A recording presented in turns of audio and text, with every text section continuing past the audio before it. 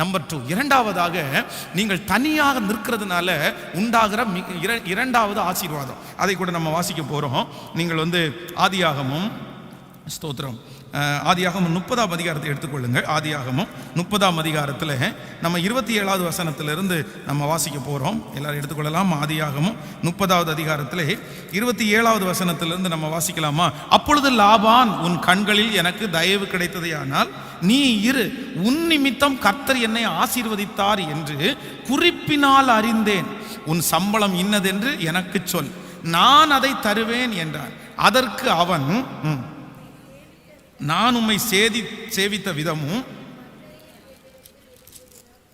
உம்முடைய மந்தை என்னிடத்தில் இருந்த விதமும் அறிந்திருக்கிறீர்.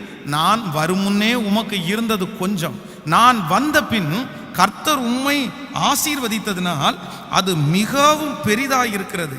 இனி நான் என் குடும்பத்திற்கு சம்பாத்தியம் பண்ணுவது எப்போது என்றான். அதற்கு அவன், நான் உனக்கு என்ன தர வேண்டும் என்றான். யாக்கோபு, நீர் எனக்கு ஒன்றும் தர வேண்டியதில்லை, நீ சொல்லுகிறபடி நீர் எனக்கு செய்தால் உம்முடைய மந்தையை திரும்பி காப்பேன். ஆமேன் சொல்லுங்கள்.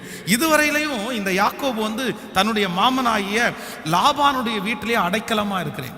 இவன் தனியா இருக்க முடியாதனால அந்த குடும்பத்தோடு இருந்து அந்த திருமணத்தை எல்லாம் பண்ணி, இப்போ அவனுக்குள்ளே ஒரு எண்ணம் வருது, இல்லை இல்லை இல்லை இல்லை கண்டிப்பா நம்ம இந்த மாதிரி இது கூட்டத்தோட இருக்கிறது எப்பவும் செட் ஆகாது. அதான் லாபான் சொல்லுகிறான், நீ வந்ததுக்கு பிறகு எனக்கு ஒரு பெரிய ஆசீர்வாதம் வந்துச்சு அப்படின்றத குறிப்பினால் அறிந்தேன். நான் கணக்கு வச்சிருக்காங்கப்பா, அந்த கணக்கை எடுத்து பார்த்தேன். நீ வர்றதுக்கு முன்னாடி எனக்கு இருந்த வருமானத்துக்கும் நீ வந்ததுக்கு அப்புறம் எனக்கு இருந்த வருமானத்திற்கும் ஐயோ நிறைய வித்தியாசம் இருக்குது. அப்போதான் சொல்றான், யாக்கோபு சொல்றான், இல்ல கர்த்தர் என் கூட இருந்து என்னை ஆசீர்வதிச்சார், நான் நிறைய உங்களுக்கு சம்பாரிச்சு கொடுத்தேன். ஆனா இன்னைக்கு நீ என்ன தனிமையா இருக்க வச்சிரு, அதனால நான் கண்டிப்பா எனக்காக என் குடும்பத்திற்காக தனியா நின்று சம்பாதிக்கணும்ன்ற ஒரு முடிவுக்கு வந்துட்டாரு. அதற்கு பிறகு உனக்கு என்ன வேணும் கேளப்பான்னு, எனக்கு ஒன்றும் தர வேண்டாம், இனி நான் செய்யறதுக்கு எனக்கு சம்பளம் கொடுத்தா போதும்னு சம்பளம் பேசி அதன் மூலமாய் யாக்கோபு ஒரு பெரிய திரளான ஐஸ்வர்யம் உள்ளவனான. வேதம் சொல்லுது, அவனுக்கு ஆடுகள், மாடுகள், வேலைக்காரர்கள், வேலைக்காரிகள் எல்லாம் பெருகின. இப்போ தன்னுடைய மாமனார் வீட்டை விட்டு வெளியே வருகிறார்.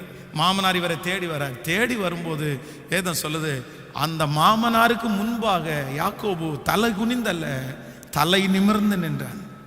ஏன் அப்படின்னா, நான் உங்களுக்கு கொடுக்க வேண்டியது ஒன்றும் இல்லை, நீங்க எனக்கு தர வேண்டியது ஒன்றும் இல்லை, உங்களுடைய பொருள் எதையுமே நான் எடுத்துக்கொள்ளவில்லை, உங்களுடைய பொருள் எது இருந்தாலும் நீங்க அழகா எடுத்துக்கொண்டு போங்க அப்படின்னு அவன் சொல்லிட்டான். அப்போ நன்றாய் நினைத்துக் கொள்ளுங்கள், நீங்கள் தனியாக நிற்பீர்களே ஆனால் எந்த மனுஷனிடத்திலையும் நம்ம வருத்தம் வைக்க வேண்டிய அவசியமே இல்லை. யாருமே நம்மளை என்ன பண்ண மாட்டாங்கன்னா காயப்படுத்தவே மாட்டார்கள். நீங்கள் எப்பொழுது மனிதர்களோட நிற்கணும் அப்படின்னு நினைக்கிறீங்களோ, சில நேரங்களில் எந்த மனிதர்களோட நம்ம நிற்கிறோமோ அந்த மனிதர்கள் நம்மை அதிகமாய் காயப்படுத்துவார்கள். ஆனால் நீங்கள் தனியாக நின்னீங்கன்னு வைங்களேன், உங்களை யாரும் காயப்படுத்தவே முடியாது, உங்களை யாரும் வருத்தப்படுத்தவே முடியாது.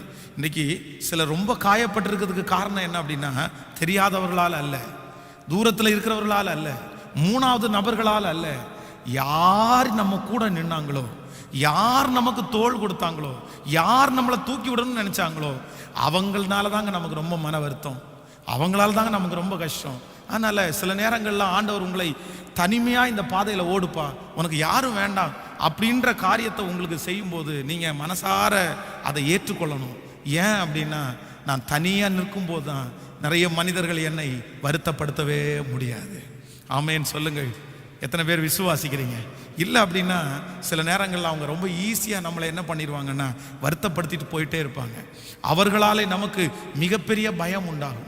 சவுல் ராஜா அவனுடைய வாழ்க்கையிலே தன்னை சுற்றி இருந்த ஜனங்கள் எல்லாம் தன்னை சுற்றி இருக்கிற ஜனங்கள் போகிறதை பார்த்த உடனே அவன் பயங்கரமாக சோர்ந்து போயிட்டான் பாருங்களேன். உடனே அந்த பலி செலுத்துவதற்காக முயற்சி எடுக்கிறான். அவனுடைய வாழ்க்கையில செய்த தவறே தன்னை விட்டு ஜனங்கள் போகிறத பார்த்த உடனே அவனால அந்த போரை முடிக்க முடியுமான்ற அவநம்பிக்கை வந்து விட்டது. அப்போ நம்மை விட்டு சில மனிதர்கள் கடந்து போகும்போது நமக்கு அவநம்பிக்கை வந்துடும், நம்ம சோர்ந்து போயிடுவோம், நம்ம அந்த காரியத்தை மேற்கொண்டு செய்யவே முடியாது. அதற்காக தான் நான் என்ன சொல்றேன் அப்படின்னா, எதுவா இருந்தாலும் கர்த்தர் சமூகத்தில் நீங்க தனியா செய்யுங்க, அது உங்களுக்கு மிகப்பெரிய வெற்றியா இருக்கும். யாரும் நம்மளை விழத்தள்ளவும் முடியாது, யாரும் நம்மளை சோர்ந்து போக பண்ணவும் முடியாது. இல்லை அப்படின்னா அவங்க நம்மளை விட்டு போன உடனே நமக்கு என்ன வரும் அப்படின்னா ஒரு பெரிய சோர்வு வரும். ஐயோ இவங்க இல்லைன்னா நம்மளால பண்ண முடியாதோ, இவங்க இல்லைன்னா நம்ம செய்ய மாட்டோமோ, இவங்க இருந்தாங்களே இப்போ இல்லையே, நம்ம ஏன் அதுக்கு பண்ணணும்? நீங்க நில்லுங்க, உங்க பட்சத்தில் நிற்கிற ஆண்டவர் வெற்றியாய் நடத்த வல்லவராக இருக்கிறார். ஹல்லேலூயா.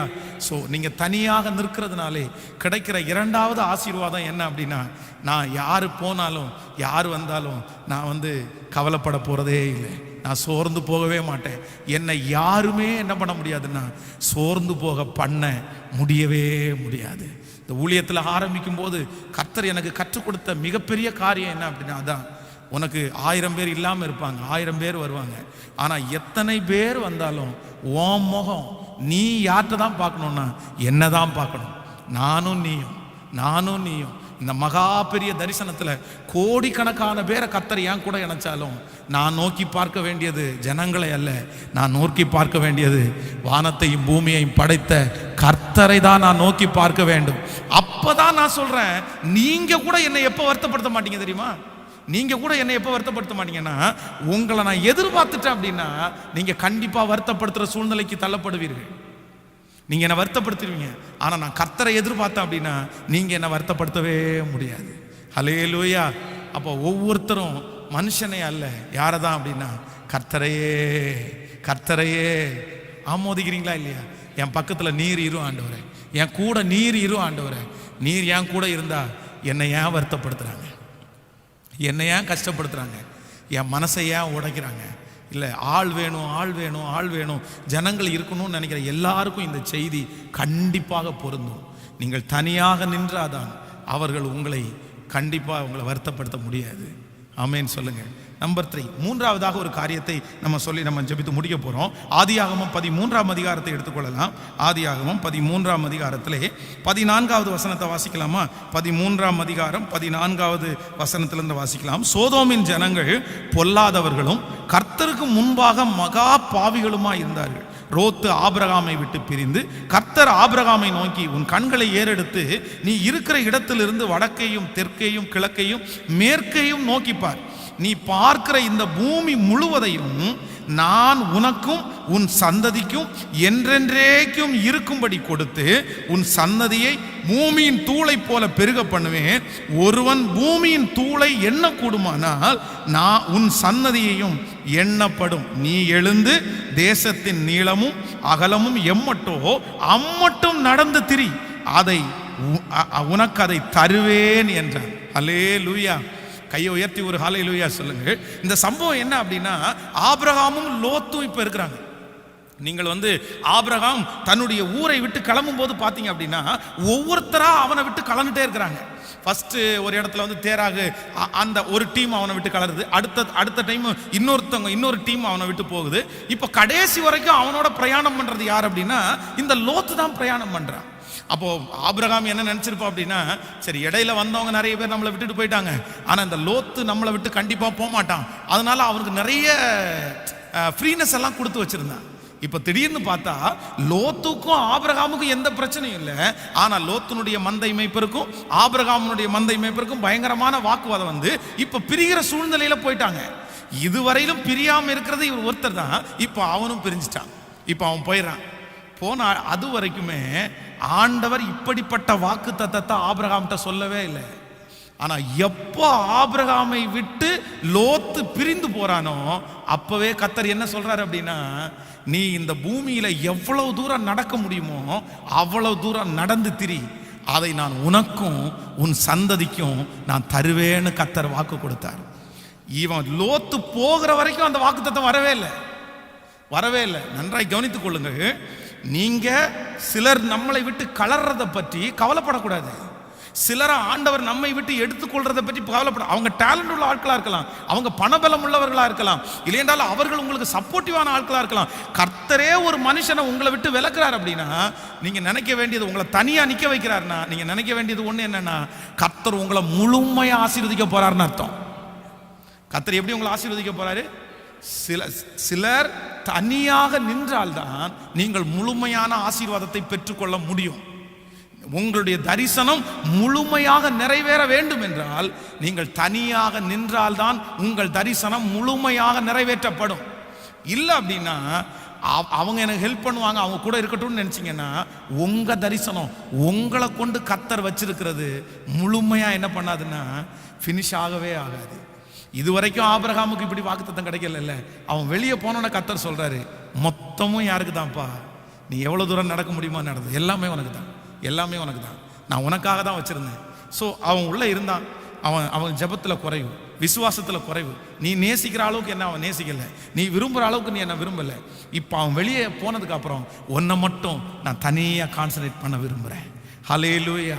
இந்த ஜெபத்தில் இருக்கிறவங்களுக்கு கர்த்தர் தீர்க்க தரிசனமாய் சொல்லுகிறார், ஆண்டவர் இப்படிப்பட்ட ஒரு சூழ்நிலையிலே உங்களை அனுப்புகிறாரா? உங்களை எல்லாரும் உங்களை விட்டு பிரிந்து போகிற ஒரு சூழ்நிலை நீங்கள் தள்ளப்படுகிறீர்களா? நம்புகிறவர்கள் எல்லாம் உங்களை ஏமாற்றுகிறார்களா?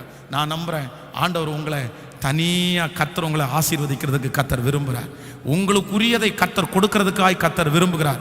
உங்களுக்குரிய முழுமையான ஆசீர்வாதத்தை நீங்கள் பெற்றுக்கொள்ள போகிறீர்கள். எத்தனை பேர் ஆமோதிக்கிறீங்க?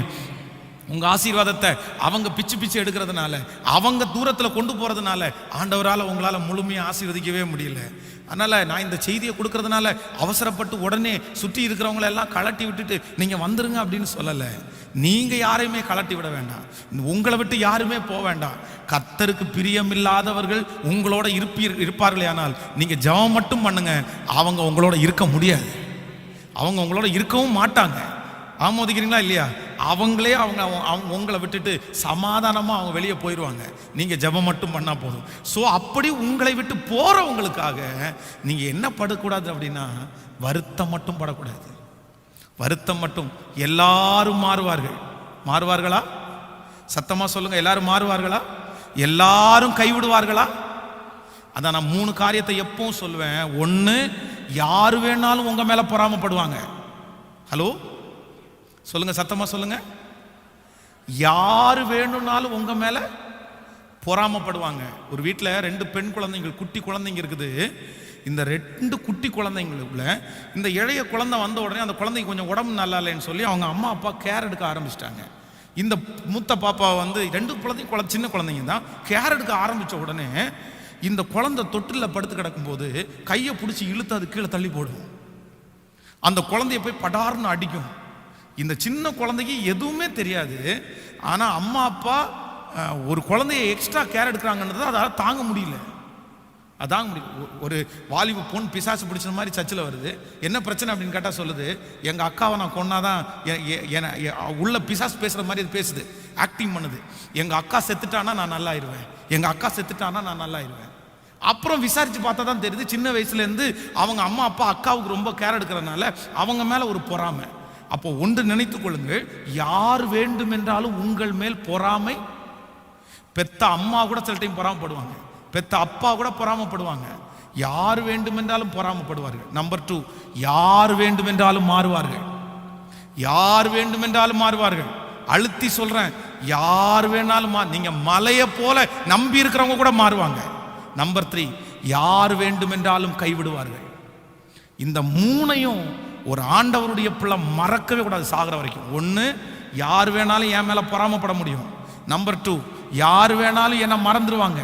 நம்பர் 3, யார் வேணாலும் என்ன கைவிட்டுருவாங்க. ஸோ அந்த மாதிரி ஒரு சூழ்நிலை வர்றதுக்கு முன்னாடி நான் என்ன சொல்கிறேன்னா, கர்த்தர் என்னை தனிமையாக நிற்க வைக்கும்போது நான் தனியாகவே நின்றேன் ஐயா, தனியாகவே நின்றேன். கஞ்சியோ கூழோ நான் தனியாக நின்று குடிச்சிட்றேன் ஐயா உனக்கு. அதுக்காக ஜனங்கள் வேண்டான்னு சொல்லலை. வேதம் சொல்லுது 2 பேர் ஒன்றா இருக்கும்போது சூடுண்டாகும்னு சொல்லுது. ஒருவன் விழுந்தால் ஒருத்தன் தூக்கி விடுவான். நம்ம சகோதர ஐக்கியத்தை குறித்து சொல்ல வரல, ஆனால் அவங்களையே சார்ந்து அவங்களையே டிபெண்ட் பண்ணி எந்திரிச்சாலும் தூங்கினாலும் அவங்க பேரை உச்சரித்து, ஐயோ அவங்க எல்லாம் நான் வாழ முடியாது, ஐயோ அவங்க இல்லாமல் நான் எப்படி செய்வேன்? நோ, இல்லவே இல்லை. கர்த்தர் இல்லாமல் தான் நம்மளால் வாழ முடியாது. ஆமேன்னு சொல்லுங்கள். ஒரு முழுமையான ஆசீர்வாதத்தை பெற்றுக்கொள்ளணுமா? கர்த்தர் உங்களுக்குரியதை அப்படியே ஃபுல் பண்ணி உங்களுக்கு தரணுமா? உங்களை எப்படி தான் நிற்க வைப்பாருன்னா தனியாக தான் நிற்க வைப்பார். ஆமோதிக்கிறீர்களா? தனியாக நிற்கிற ஒரு மனிதன் தான் முழுமையான ஆசீர்வாதத்தை பெற்றுக்கொள்ள முடியும், பெற்றுக்கொள்ள முடியும். ஆமோதிக்கிறீர்களா? ஏசப்பாட்ட கேட்கணும். என்ன கேட்கணும்? ஆண்டவரே, நான் தனிமையை நிற்கிறதுக்கு எனக்கு என்ன தரும் அப்படின்னா, இந்த நெகேமியாவை குறித்து வேதம் சொல்லுது, அலங்கத்தை கட்ட ஆரம்பிக்கும் போது ஃபர்ஸ்ட் விஷன் என்ன அப்படின்னா, தனக்குள்ளே அவன் ரெடி ஆயிட்டான், அவன் பர்ஃபெக்ட் ஆயிட்டான், அவனுக்குள்ள ஒரு ப்ளூ பிரிண்ட் வந்துருச்சு. அவனுக்குள்ள அந்த ப்ளூ பிரிண்ட் வந்ததுக்கு பிறகுதான் அதை மற்றவங்களுக்கு அவன் ஷேர் பண்ணுறான். அது வரைக்கும் அவன் அந்த தரிசனத்தில் யார் தான் நிற்கிறான்னா அவன் மட்டும்தான் நிற்கிறான். ஆனால் உங்களுக்கே வெளிச்சம் இல்லை, உங்களுக்கே ஒரு ஐடியா இல்லை, நீங்களே ஸ்ட்ராங் ஆகலை. 10 பேரை கூப்பிட்டு வச்சு என்ன பண்ண போறீங்க, என்ன செய்ய போறீங்க? அந்த காரியம் வெற்றியாக முடியாது.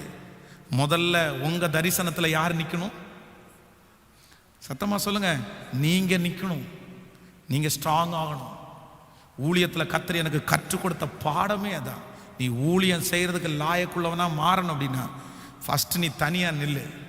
நீ நின்று நீ தரிசனத்தை சுமந்து நீ நல்லா கஷ்டப்பட்டு என்ன பண்றேன், என்ன செய்யறேன், உன்னை எப்படி நடத்துறேன் எல்லாத்தையும் புரிஞ்சுக்கோ. அதுக்கப்புறம் உன் கூட லட்சங்களை ஆயிரங்களை கொண்டு வந்து சேர்ப்பேன். இன்னைக்கு கர்த்தர் அப்படிதான் எனக்கு செஞ்சுட்டு இருக்காரு. கிட்டத்தட்ட ஒரு 7 ஆண்டுகள் என்னை தனியவே நிற்க வச்சாரு, தனியவே நிற்க வச்சார். யாருமே இல்லாமல் அத்தனை சொந்தங்கள் அத்தனை நண்பர்கள் இருந்த போதிலும் கர்த்தர் என்ன தனியவே. இன்னைக்கு இங்கே இருக்கிற யாரையோ ஒருத்தரை, இந்த வார்த்தையை கேட்குற யாரையோ ஒருத்தரை கர்த்தர் இந்த சூழ்நிலையில் தான் நடத்துறாரு. தேவ பிள்ளையே, தனிமையில் நிற்கிறத குறித்து மட்டும் சோர்ந்தே போகாத. ஆண்டவர் உங்களுக்கு கொடுக்குற ஆசீர்வாதம் ஃபர்ஸ்ட் நம்பர் 1, முதலாவதாக நீங்கள் தனியாக நிற்கிறீங்க அப்படின்னா உங்கள் கூட 100% கர்த்தர் நிற்கிறார். ஆமேன்னு சொல்லுங்கள். அல்லேலூயா. மோசேக்கு விரோதமாய் பேசும்போது ஆண்டவரே எழும்பு வழக்காடுகிறார்.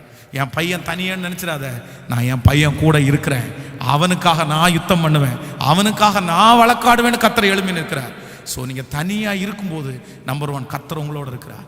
நம்பர் 2, ரெண்டாவது, நீங்கள் தனியாக நிற்கும் போது யாருமே உங்களை காயப்படுத்தவே முடியாது, யாரும் உங்களை சோர்ந்து போக பண்ண முடியாது.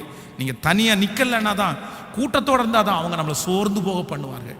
நம்பர் 3, நீங்கள் தனியாக நின்னாதான் உங்களுக்கு ஒரு முழுமையான ஆசீர்வாதத்தை கர்த்தர் உங்களுக்கு தருவார். ஹல்லேலூயா. இன்றைக்கு இந்த முழங்கால் யுத்த ஜெபத்தில் நான் டிக்ளேர் பண்ணுறேன், இங்கே இருக்கிற எல்லா தேவனுடைய பிள்ளைகளும், இந்த சத்தத்தை கேட்கிற பிள்ளைங்க, ஒரு சின்ன பிஸ்னஸ் ஒன்று ஆரம்பிங்க. இன்வெஸ்ட்மெண்ட் இல்லாத ஒரு சின்ன பிஸ்னஸ் ஆரம்பிங்க. இன்வெஸ்ட்மெண்ட்டே இருக்கக்கூடாது, நீங்கள் பணத்தை செலவு பண்ணக்கூடாது, கடன் வாங்கி தொழில் ஆரம்பிக்கக்கூடாது. நீங்கள் ஒரு சின்ன உங்களுடைய சரீர உழைப்பு, உங்களுடைய கர்த்தர் கொடுத்த ஞானத்தினால ஒரு சின்ன பிஸ்னஸ், ₹1 பிஸ்னஸ் ஆரம்பிங்க. ஒரு நாளில் உங்களுக்கு ₹1 லாபம் வரட்டும், இல்லைன்னா ஒரு மாதத்தில் உங்களுக்கு ₹100 லாபம் வரட்டும். அந்த மாதிரி ஒரு பிஸ்னஸை இப்போ துவங்குங்க, ஜெபம் பண்ணுங்க, அதை டெவலப் பண்ணுங்க, அதை நம்முடைய தேசத்துக்கு தகுந்த மாதிரி அதை மோட்டிவேட் பண்ணி அப்படியே நல்ல அழகாக கொண்டு போங்க. நான் சொல்கிறேன், கர்த்தர் கை உங்களுடைய கையோடு இருக்கும். நீங்கள் இன்றைக்கி தனிமையாக இல்லை, ஆண்டவர் இன்னைக்கு நல்லா வாக்கு கொடுக்குறாரு, உங்களோட நான் வர்றேன், உங்களோட கூட நிற்பேன், உங்கள் கையோட கர்த்தருடைய கை இருக்கும், உங்கள் பிஸ்னஸோட கர்த்தருடைய பிஸ்னஸ் இருக்கும், உங்களுடைய வருமானத்தோட கர்த்தருடைய வருமானம் இருக்கும். கர்த்தர் உங்களை தனியாக நின்று கர்த்தர் உங்களை நடத்த போகிறாரு. உன்னை அதுக்காக தான் வேறு பிரித்தேன், அதற்காகத்தான் உன்னை குடும்பத்திலேருந்து இன்னைக்கு வரைக்கும் எத்தனை பேரையோ நீ தேடி போகிற, எத்தனை பேரையோ சார்ந்து போகிற, ஆனால் நீ திரும்பி பார், ஒருத்தர் கூட உன் கூட நிற்கல, ஒருத்தர் கூட உன்னை கூட இந்த பிரயாணத்தில் வரல, எல்லாரும் பாதி வெளியில் போயிட்டாங்க, கடைசி வரைக்கும் உன் கூட நிற்கிறது நான் தான். கர்த்தர் இன்றைக்கு தீர்க்க தரிசனமாய் திருவிழம் பற்றுவார், நானே உன் கூட கடைசி வரைக்கும் நிற்பேன்னு கர்த்தர் சொல்றாரு. இதுவரைக்கும் நிற்காதவங்களை நீங்க தேட வேண்டாம். ஹல்லேலூயா. எல்லாரும் அப்படி தேவ சமூகத்தில், ஆண்டவரே நீ நல்லவர், நான் நம்புறேன் ஆண்டவரே, நீர் என் கூட இருந்தா போதும் ஆண்டவரே, நான் மதுகளை தாண்டுவேன் ஆண்டவரே, நீங்க இல்லாம என்னால வாழவே முடியாது, நான் தனிமையில நிற்கிறதற்கு ஆயத்தமா இருக்கிறேன்றவங்க கைகளை மேல உயர்த்தி சத்தமா, ஏசப்பா நீர் என் கூட இருந்தால் போதும் என்று சொல்லுங்கள். ஹல்லேலூயா. Thank you Jesus, thank you Jesus.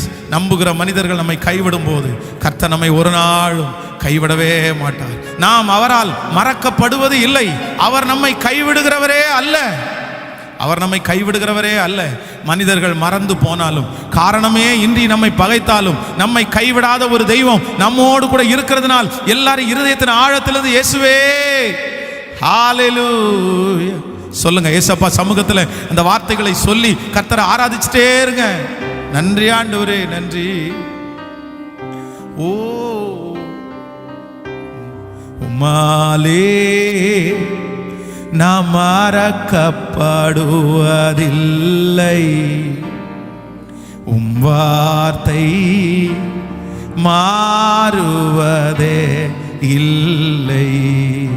சொல்லும் எல்லாரும், உம்மாலே நான் மறக்கப்படுவதில்லை, உம் வார்த்தை மாறுவதே இல்லை. என்னை கைவிடுவதில்லை,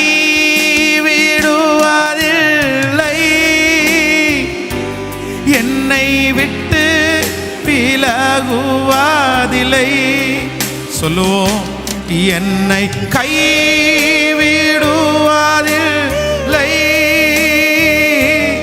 என்னை விட்டு விலகுவதில்லை. உம்மாலே உம்மாலே நான் மறக்கப்படுவதில்லை, வார்த்தை மாறுவதே இல்லை. மனிதர் மறந்து போனாலும் வன்பகையாயுன்னை பகைத்தாலும் உறவுகள் வெறுத்து தள்ளினாலும் காரணமின்றி நகைத்தாலும் உன்னை கைவிடுவதில்லை, உன்னை விட்டு விலகுவதில்லை. எல்லாரும் சொல்லுவோம், என்னை கைவிடுவ கர்த்தர் கைவிடவே மாட்டார். முடியாதவங்க எழும்பி கூட நின்று கொள்ளலாம். உம்மாலே நான் மறக்கப்படுவதில் பலப்படுத்துகிற ஆவியானவரே மாறுவதே. சொல்லுங்க அப்பா பார்த்து, உம்மாலே நான் மறக்கப்படுவதில்லை, உம்மாலே நான் மறக்கப்படுவதில்லை. உம் வார்த்தை என்னை கைவிடுவதில்லை, உம் வார்த்தை கைய மேல உயர்த்தி என்னை கைவிடுவதில்லை, என்னை கைவிடுவ எஸ் சத்தமாய் ஓ என்னை விட்டு நம்பிக்கையோட எங்க அப்பா எனக்கு ஹெல்ப் பண்ண இல்லையே, எங்க அம்மா எனக்கு ஹெல்ப் பண்ண இல்லையே, என் சொந்தக்காரங்க ஒருத்தர் கூட இல்லையே. ஆனால் இன்றைக்கு இந்த முழங்கால் யுத்த ஜெபத்தில் கர்த்தர் சொல்லுகிறார், நான் உன்னோடு இருக்கிறேன், நான் உன்னை கைவிட மாட்டேன், என்னை கைவிடுவதில்லை. விசுவாசத்தோட அறிக்கை செய்யுங்க பிரதர் சிஸ்டர், அறிக்கை செய்யுங்க. எஸ், குடும்பமாய் எல்லாரும் இருக்கிற இடத்துல எல்லாரும் என்னை கைவிடுவதில்லை. ஹalleluya ஹalleluya ஹalleluya. என்னை விலகுவதில்லை. இஸ்ரவேலின் தேவனாகிய கர்த்தாவே, உம்முடைய பிதாக்களுக்கு வாக்குத்தத்தம் பண்ணின இரக்கத்தை எங்களுக்கு செய்தருளும். உம்முடைய பரிசுத்த உடன்படிக்கையை எங்களுக்காக நினைத்தருளும்.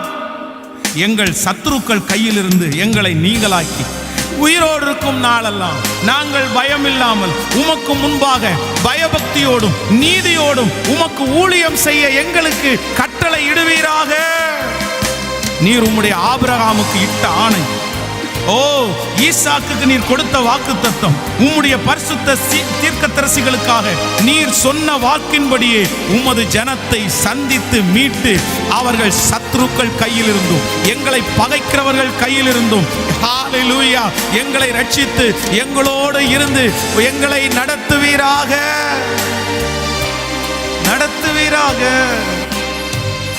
இந்த நாளில் உம்முடைய பிள்ளைகளை ஆசீர்வதிக்கிறப்பா, எங்களோட இருங்கப்பா, மகிமை தாங்கட்டும், உங்க பலன் எங்களுக்கு இருக்கட்டும் ஆண்டவரே. நன்றி ஆண்டவரே, உங்க பாதத்தில் ஒப்பு கொடுக்கிறோம். இயேசுவின் மூலம் ஜெபம் எடுக்கிறோம் நல்ல பிதாவே. என் ஆத்துமாவே கர்த்தரை ஸ்தோத்திரி, என் முழு உள்ளமே என் ஆத்துமாவே கர்த்தரை ஸ்தோத்திரி. கர்த்தர் செய்த நம்முடைய ஆண்டவராகிய இயேசு கிறிஸ்துவின் கிருபை, பிதாவாகிய தேவனுடைய அன்பு, பரிசுத்த ஆவியானுடைய அந்யோன்ய ஐக்கியம் நம்மரோடும் இன்றும் என்றும் சதா காலம் கூட இருப்பதாக. ஆமென். ஹல்லேலூயா.